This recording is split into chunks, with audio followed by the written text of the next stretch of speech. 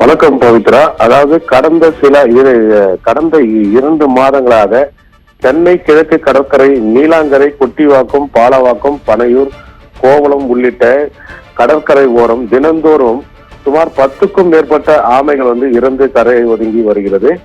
இன்று காலையில் பனையூர் கடற்கரையில் 30க்கும் மேற்பட்ட ஆமைகள் இறந்து கரை ஒதுங்கி உள்ளதால் பனையூரில் உள்ள மக்கள் அச்சத்தில் உள்ளனர்.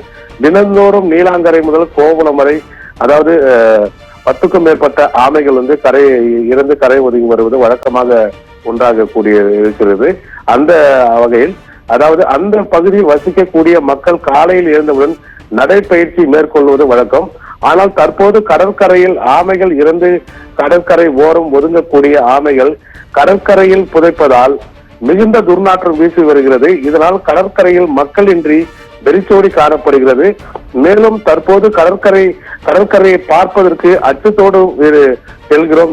ஏனென்றால் முதல் இறந்து போன ஆமைகள் தான் எங்கள் கண்ணுக்கு தெரிகிறது என்று பொதுமக்கள் கூறுகின்றனர். இதனால் பல மீனவர்கள் கடலுக்குள் செல்வது தயங்குகின்றனர்.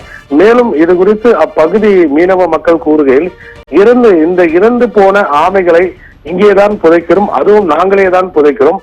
அதிக ஆமைகள் கடற்கரையில் புதைத்து வருவதால் குப்பத்தில் அதிக துர்நாற்றம் வீச துவங்கிவிட்டது.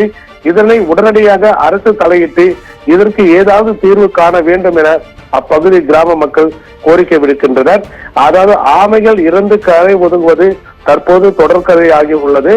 மேலும் கடற்கரை ஓரமே புதைக்கப்படுவதால் அதிகப்படியான ஒரு துர்நாற்றம் வீசி வருவதும், மேலும் அப்பகுதி மக்களுக்கு ஒரு நோய் தொற்று பரவும் அபாயம் ஏற்பட்டுள்ளதாகவும் அப்பகுதி மக்கள் கூறுகின்றனர். பவித்ரா, விவரங்களுக்கு நன்றி மனோகரன்.